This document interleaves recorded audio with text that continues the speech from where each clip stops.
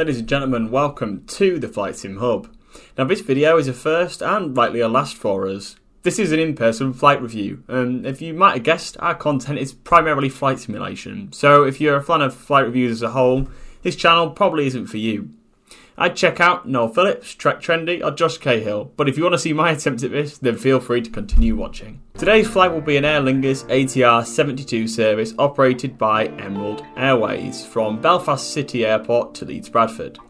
This domestic flight in the United Kingdom takes around 45 minutes to complete, and this is my second time on an ATR aircraft, having flown out in the days before to Belfast. Now, there were actually a few concerns about actually making it back to Leeds Bradford.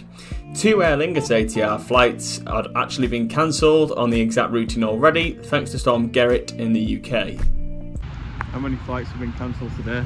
From 8 and diverted. What about ATRs from Belfast City to Leeds? 2, 3 cancelled or diverted, and Dublin. So yeah, this video might not even go in a video, we'll soon find out. Bad weather.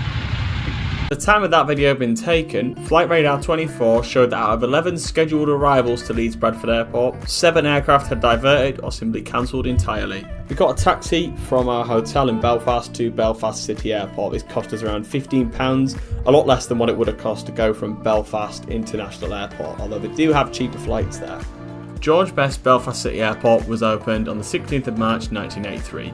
It's a single runway airport with a runway length of 1,829 metres. The airport itself was fairly busy. We arrived around 4 o'clock and security had quite a long queue, but we did get through and we weren't checking any bags into this aircraft. We just had the 10kg baggage allowance, which simply went into the overhead lockers of the aircraft. Our aircraft today was an 8-year-old ATR72, registered as Golf Charlie Mike Kilo. It was first registered with Emerald Airlines in March of 2023. At the front of this aircraft you'll see the cargo hold, and all boarding is done via a singular door at the rear of the aircraft. The stairs are built into the door of this aircraft. The cabin is laid out in a 2x2 configuration, with 18 rows for a total of 72 seats. 2 cabin crew operate these flights. I found the storage rooms to be spacious, and staggered boarding at the gate and we quickly found our seats. The blue leather seats had a pitch of 29 to 31 inches and I found them to be very comfortable. Ample storage and a slidable tray table were available for use. Provided was a sick bag, an in-flight magazine and a safety card. These seemed basic, but aboard a Ryanair flight I'd be scanning a QR code for the menu and staring at a safety briefing on the back of a neon yellow seat. The aircraft felt clean, although sadly the previous occupant of my seat had decided the storage area was a perfect place to discard a piece of chewing gum.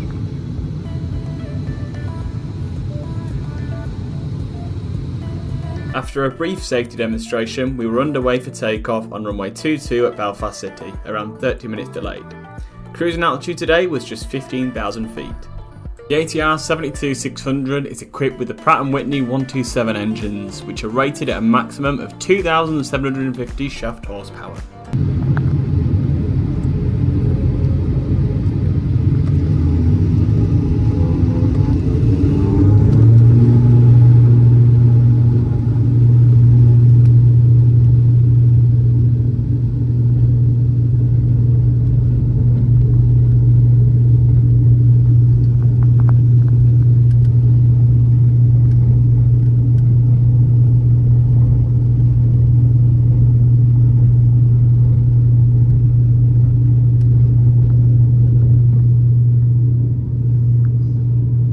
Hearing about the ATR's incident report history prior to the flight weirdly didn't help out my partner's nerves, and she was rather glad when we blasted our way out of the precipitation at Belfast.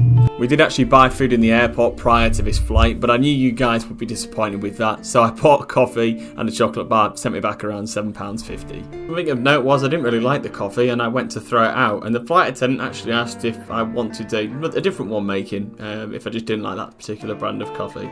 I politely declined, but I thought it's definitely worth mentioning that, as I don't think another airline would offer to do the same. There is of course no in-flight entertainment on the ATR, so I downloaded a few things from Netflix onto my iPad. Believe it or not, we were only at our cruising altitude for 21 minutes, but before we began our descent into Leeds Bradford, it was time for a quick loo break. Now at 6'1", the singular bathroom at the rear of this aircraft was a little bit of a squeeze for me, but with that being said, it was exceptionally clean, and I had a nice chat with the cabin crew on the way back to my seat. There was a thought in the back of my mind if we would even land at Leeds, or if we'd divert. The winds had calmed down massively according to the last metadata report I checked prior to the flight, but not only am I just an armchair pilot, but I knew that things like weather could change at a moment's notice. Despite some turbulence on the approach, the landing itself went very smooth and concluded a fantastic flight with Aer Lingus.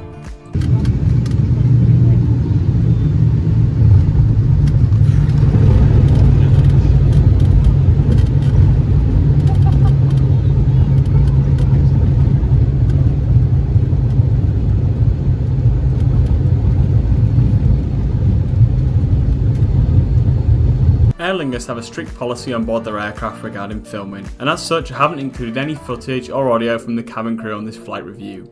I would, however, like to mention the crew were fantastic on both flights, professional, attentive, and really added to my experience. If you enjoyed this video, please do leave a like and a comment below. As I said, I think this is probably going to be the only flight review that we do, but if the video is well received, perhaps we will do a second one. Overall, I'd like to give Aer Lingus a massive thank you for this experience. I will definitely be recommending them to friends and family for future flights. I think that the ability to fly into Belfast City Airport is fantastic because it is just 5 or 10 minutes from the actual city of Belfast itself, unlike the international airport. Thanks ever so much for watching, and we'll see you in the next one.